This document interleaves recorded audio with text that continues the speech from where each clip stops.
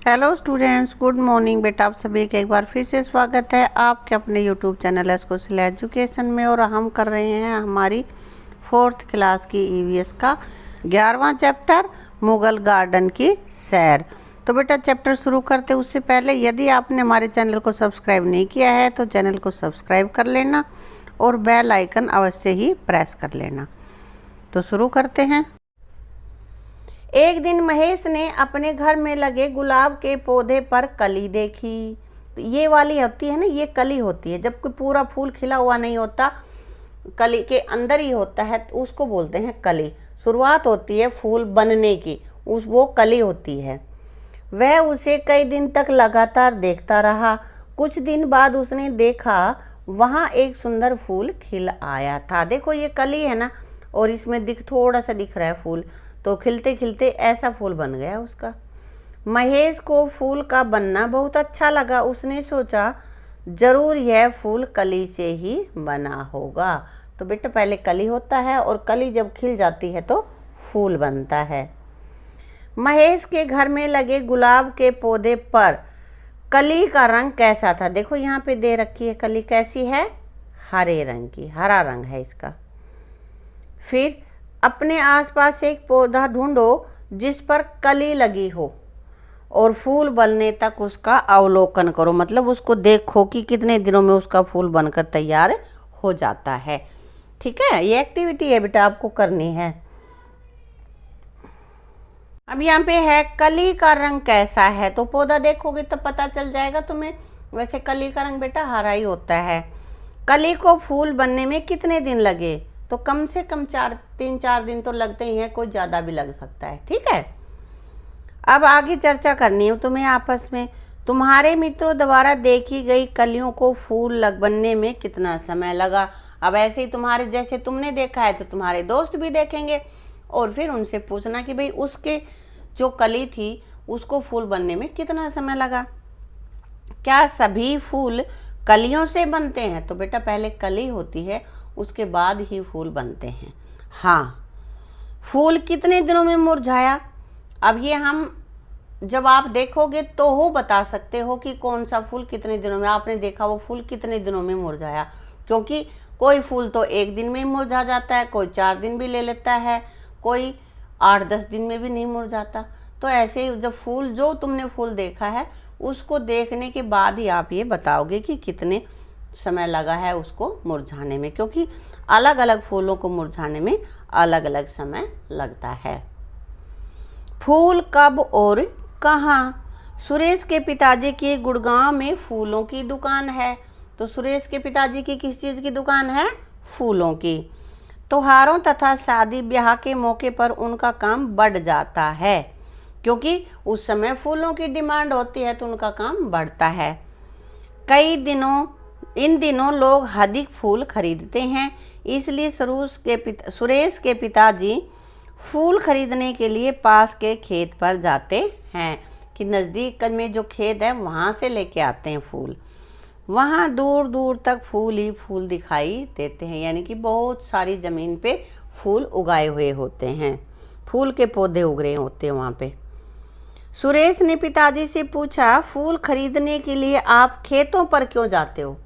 उसने कहा कि भाई खेतों पे क्यों जाते हो, फूल आपके यहाँ कोई बेचने आ जाए या आप मंडी से ले आओ, है ना। तो पिताजी ने बताया वहाँ पर फूल अधिक मात्रा में और सस्ते मिलते हैं। तो क्योंकि हम जो खेत है खेत में से ही खरीद रहे हैं तो इसलिए हमें वो फूल थोड़े सस्ते मिल जाते हैं। सुरेश और उसकी माँ भी मालाएं और गुलदस्ते बनाने में मदद करते हैं। तो कोई भी काम होता है उसमें पूरा परिवार ही अपना सहयोग देता है तभी वो पूरा होता है। तो यहाँ पे सुरेश और उसकी माँ भी फूलों की मालाएं और गुलदस्ता बनाते हैं। सुरेश के पिताजी फूल खरीदने के लिए खेतों पर क्यों जाते हैं? क्योंकि वहाँ पर अधिक मात्रा में वह सस्ते फूल मिलते हैं। क्या तुम अपने घर को फूलों से सजाते हो, और यदि सजाते हो तो कब कब? तो बेटा हम फूलों को से कब अपने घर को सजाते हैं? क्या क्या होता है, कोई त्योहार होता है या जन्मदिन होता है या फिर कोई विवाह शादी वगैरह का फंक्शन हो तो हम अपने घर को फूलों से सजाते हैं। क्या तुम्हारे स्कूल में भी किसी अवसर पर फूलों से सजावट की जाती है, और यदि हाँ तो कब? यदि बेटा आपके स्कूल में सजावट फूलों से होती है तो लिखोगे हाँ, नहीं होती तो लिखोगे नहीं। और जब अगर होती है तो फिर उस त्योहार का या उस इवेंट का, उस समारोह का नाम भी लिखना है कि किस समय पे होते, कौन से अवसर पर होते। जैसे कई स्कूलों में 15 अगस्त है, 26 जनवरी है, इन सबको फूलों से डेकोरेट करते हैं। या फिर स्कूल में किसी का रिटायरमेंट का प्रोग्राम होता है किसी टीचर का, तो भी ये फूलों से सजाते हैं। तो इस तरह से जो भी आपको लगता है आपके स्कूल में किस तरह से करते हैं वो आपको लिखना है। ऐसे 5 फूलों के नाम लिखो जो प्राय बेचे जाते हैं। तो कौन कौन सा है? गेंदा, गुलाब, मोगरा, चमेली, कमल। इनमें से किसकी कीमत कम होती है और किसकी अधिक? किसकी? फूलों की पंखुड़ियों की, फूल की, या मालाएं, या गुलदस्ते। इनमें से कौन सी आइटम सस्ती है, कौन सी महंगी है, ये बताना है आपको। गुलदस्ते तो महंगे होते हैं क्योंकि उसमें काफ़ी सारे फूल इकट्ठे होते हैं ना, और फिर उसके बाद में फिर मालाएं गुलदस्तों से सस्ती होती हैं, फिर पंखुड़ियाँ, और फिर फूल, ये इसी क्रम में सस्ते हो जाते हैं। यानी कि सबसे महंगे गुलदस्ते, फिर उससे सस्ती माला, उससे सस्ती पंखुड़ियाँ, और फिर उससे सस्ते फूल। ठीक है। अपने घर की उन चीज़ों के नाम लिखो जिनसे फूलों की खुशबू आती है। जैसे नहाने का साबुन होता है ना, तो इस तरह की और चीज़ें जो तुम्हारे घर में है जिसमें फूलों की खुशबू आती है, तो उन चीज़ों के तुम्हें नाम लिखने हैं। जैसे पाउडर, क्रीम, सिर पर लगाने का तेल, कपड़े धोने का साबुन, है ना। इस तरह की काफ़ी चीज़ें होती हैं कि जिन पे फूलों की खुशबू आती है।